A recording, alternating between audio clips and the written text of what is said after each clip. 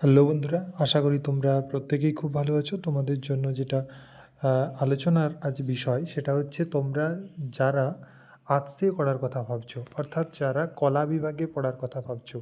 তোমাদের মাধ্যমিকের মানে ফলাফল বেরিয়ে গেছে এবং তোমরা এখন ভাবছো যে তোমরা যারা আর্টসে পড়ার কথা ভাবছো অর্থাৎ কলা বিভাগে, তাদের ক্ষেত্রে সবচেয়ে গুরুত্বপূর্ণ হচ্ছে গিয়ে তোমরা কী কী সাবজেক্ট রাখবে। তোমাদের টোটাল 5টা সাবজেক্ট রাখতে হয়, ঠিক আছে?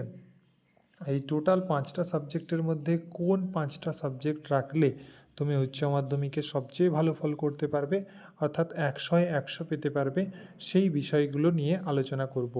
যদিও স্কুল ওয়াইজ তোমাদের সাবজেক্ট আলাদা আলাদা হয়ে থাকে। তুমি যে স্কুলে ভর্তি হচ্ছ, তুমি যে বিদ্যালয়ে ভর্তি হচ্ছ, সেই বিদ্যালয়ের সাবজেক্ট কী রয়েছে সেটা তোমাকে আগে জেনে নিতে হবে, ঠিক আছে? দেখো, তোমাদের আজকের যেটা আলোচনা সেটা হচ্ছে কী কী সাবজেক্ট রাখবে। ইতিহাস রাখবে, সংস্কৃত রাখবে, ভূগোল রাখবে, না অর্থনীতি বা রাজনীতি রাখবে। অর্থাৎ কম পড়ে 100-এ 100 পাওয়া যায় এরকম কয়েকটা সাবজেক্টের নাম আমি তোমাদের বলে দেব।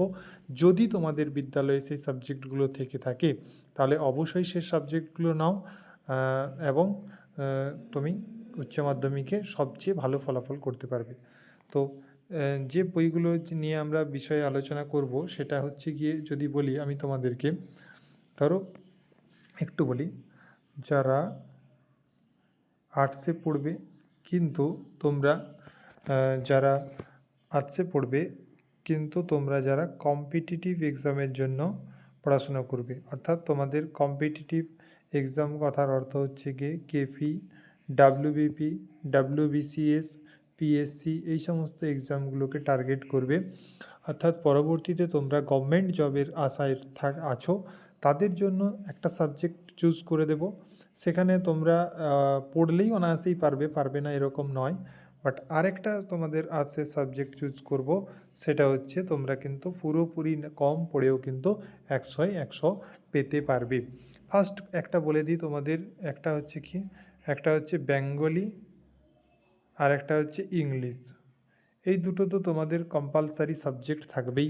এই দুটো সাবজেক্ট বিনা তুমি উচ্চ মাধ্যমিক দিতে পারবে না। তাই এই দুটো সাবজেক্ট তোমাদের থাকবেই, ঠিক আছে?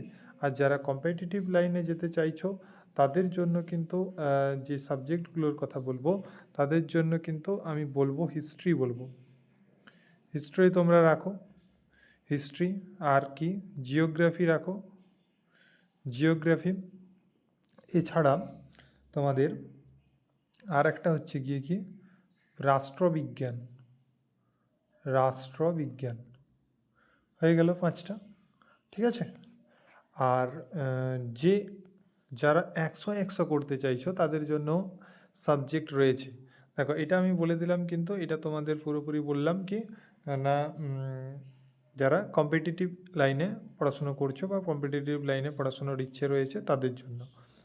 আর যারা টিচিং এক্সামকে টার্গেট করছো, টিচিং এক্সাম, তাদের জন্য কিন্তু এই রাষ্ট্রবিজ্ঞানের জায়গায় তোমরা এডুকেশন রাখতে পারো, কারণ এডুকেশন কিন্তু তোমাদের খুব গুরুত্বপূর্ণ।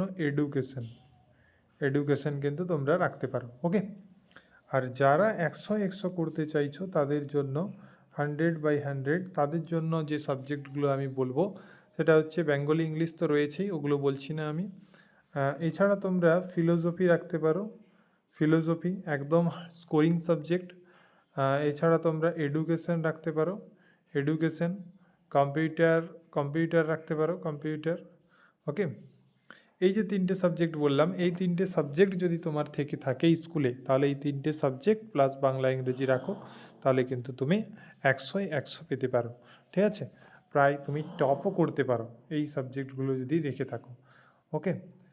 আর এই যে তোমাদের এগুলো আমি বলে দিলাম, যারা টিচিং এক্সামকে টার্গেট করছো বা যারা তোমরা পুলিশের এক্সাম বা ডাব্লিউবিসিএসকে টার্গেট করছো, তারা কি সাবজেক্টগুলো রাখবে। আশা করি তোমরা বুঝতে পেরেছো যে এই সাবজেক্টগুলো রাখার কথা আমি কেন বললাম, যে হিস্ট্রি, জিওগ্রাফি, রাষ্ট্রবিজ্ঞান, কারণ এই সাবজেক্টগুলো তোমাদের সেই কম্পিটিটিভ যে পরীক্ষা হবে সেইগুলোতেও কিন্তু তোমাদের সমানভাবে গুরুত্বপূর্ণ হতে চলেছে। তাই এই সাবজেক্টগুলো তোমাদেরকে সুন্দরভাবে পড়তে হবে, ওকে? আর অবশ্যই ভিডিওটি লাইক করে দাও এবং তুমি যদি নতুন হয়ে থাকো অবশ্যই চ্যানেলটি সাবস্ক্রাইব করে নাও এবং বন্ধুদেরকে শেয়ার করে দাও, কারণ এখানেই তুমি সবচেয়ে সঠিক গাইডেন্স এবং তোমার সাফল্যের সর্বশেষ পর্যন্ত তুমি এখানে তোমার গাইড তুমি পেয়ে যাবে। Okay, thank you for watching. Next কোনো নতুন জিনিস নিয়ে আবার আলোচনা করব।